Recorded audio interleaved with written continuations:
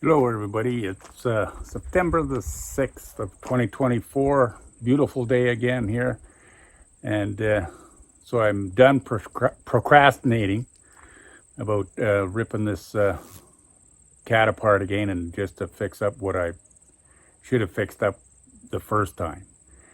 So I'm just, everything is apart, I'm just going to, and it's been repaired, and I'm going to walk you through it, and then we'll put the lid back on and maybe start her up and go for another test run. Got the cover laying down over here on the ground.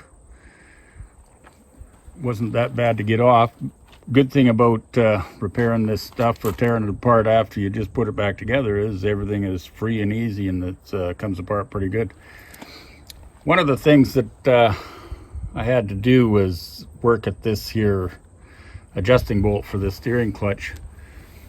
I don't know if you can see it really, but somebody in their wisdom decided they're going to put a pipe wrench on the threads there to adjust the bolt. And this side is just really hard to adjust because I don't have a thread chaser, can't clean them up any better than just running them back and forth, but it's a lot freer now, and that side is really good. Moving up ahead here, I got my master clutch. This pin fell out and broke one of the side walls, and of course that was kind of a disaster. Another thing that I never took that bolt right apart and put it back together, and what seemed tight to me at the first install when I did the clutch, it was just because the bolt was in such bad shape. It was not really tight, so it come out of adjustment, so the adjustment backed right off. And then this spring to hold the clutch arm up forward was never there, and it never dawned on me that I need to replace it. So I got a brand new spring in there, and it's in place. And the third, number four, the fourth thing that I had to do was remove all these set bolts, bring it right out of that pinion starter, lubricate everything right back up, because it would engage, but it would disengage right away. I had to hold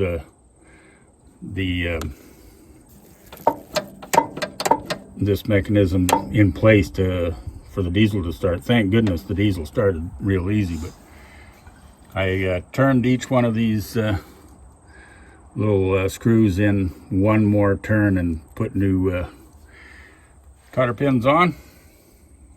So I'm thinking, all being said, I think we're ready to lift this lid back up and start putting everything back together.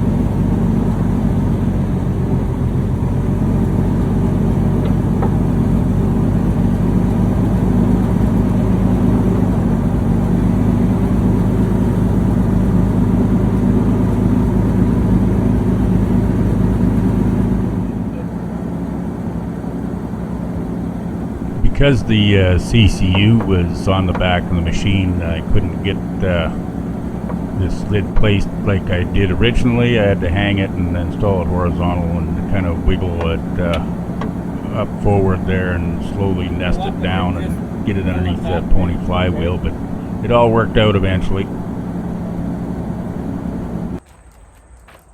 Okay, here it is the next day, and between Phil and I, we did get that lid on there, bolted down, got our fenders tanked, everything mounted in, brakes reconnected, steering clutches readjusted, and I did get it started up and turned it around. The clutch does work properly now, but I'm still got some issue with my pinion. it kicks out prematurely. So I'm gonna have to go back in, maybe open up this trap door, tighten up those little set screws another turn at least, and just see what happens there. But today, well, when I went for a little drive there yesterday, I noticed that a couple of these pads, like almost half of them, are loose. So while I was here, I just tightened up these rattly ones. So at least they're tightened up. We'll have to work my way around with the cutting torch and cut off some of them bolts. They're in really bad shape. I'm in dire straits for new pads, or another set of pads and chains. But anyway, moving right along here, I got it setting up on some blocks, and I'll show you a pan around here in a bit. But I've got the belly pan sitting on the forks of the Clark, and I'm just going to push that in and set up our belly pan underneath the cat and get that bolted up, and then I'll start it up again and drive it off these blocks. So let's show you what we got going. Sitting right in front of the cat is the Clark belly pan, sitting on the forks, kind of propped up, and it's going to be pushed right in there. It's got to go in behind that main belly spring and then lift it up behind that at the bell housing. So we're going to go ahead and see what we can do with that. Might be tricky.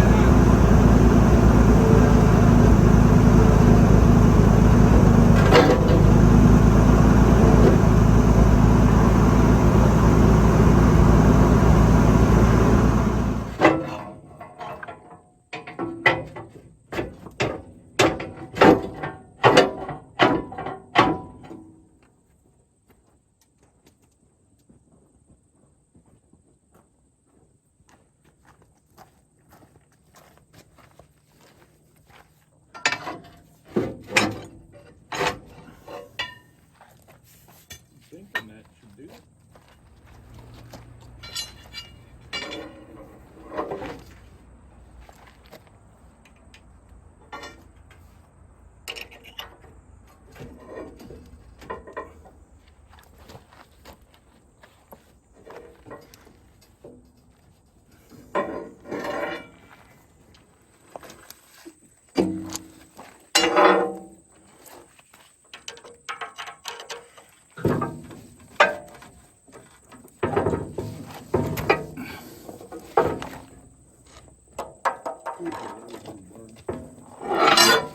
Might be able to get it, Phil.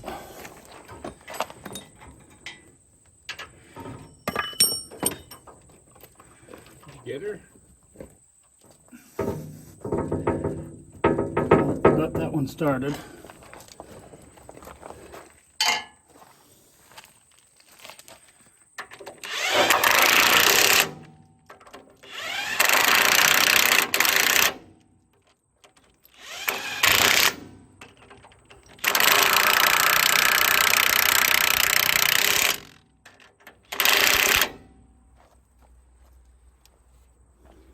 Okay, that belly pan's up there. Now I just got to start it up and move it ahead so I can recover some of the wrenches I dropped underneath the darn cat. All right, let's start her up and take her for a test drive. We got little repairs, modifications, and adjustments done. So let's start her up and take it for a little drive.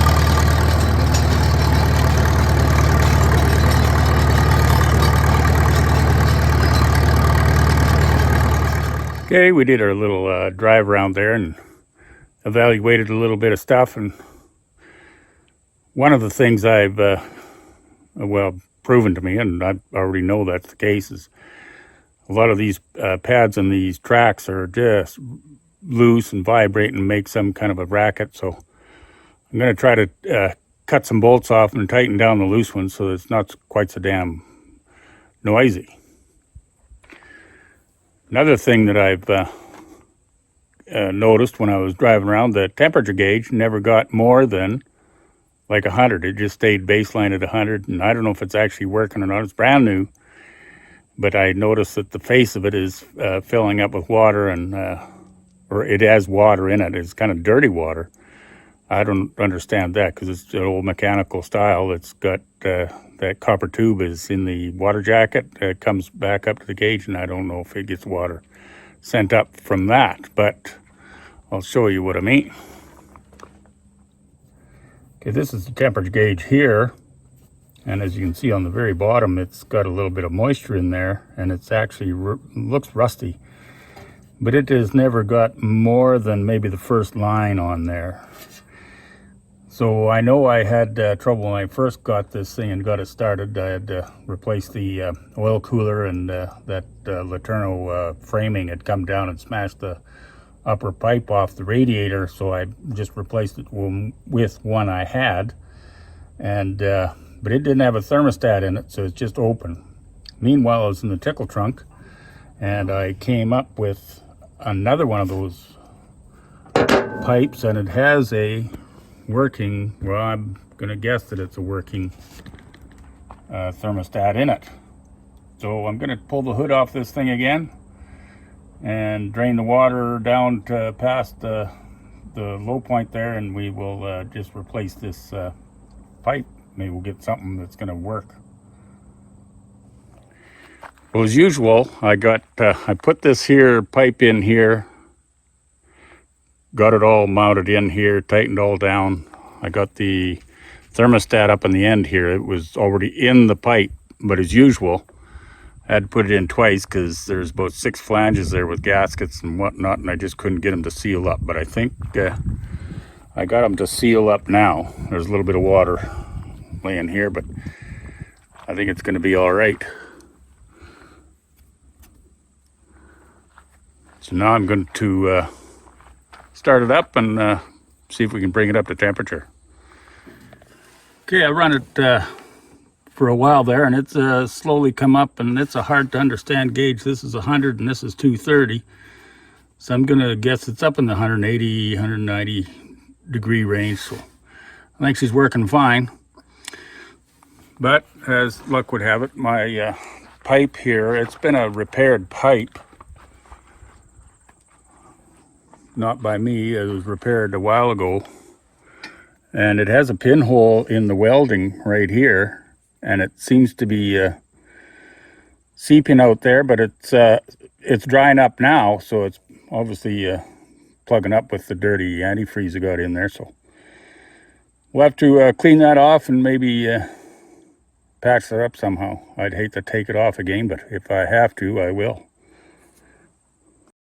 That's going to be it for this here part of the episode, covering up my old mistakes there, and kind of went backwards, come forward. We're at the same place as what we left off. So now we're going to get ready to move on over to the back end of this cat and do the CCU. Thanks for watching. We'll catch up. At the back of the cat is a Laterno CCU. I don't know the make and model of it, but it's in really bad shape. This side here, the brakes are, I think, worked on and put in there wrong. I'm gonna have to figure that out. And the linkage here to activate it is wrong. This is the working drum that was lifting up the blade. This one here is worse condition, but it was never really used. So looking forward to that.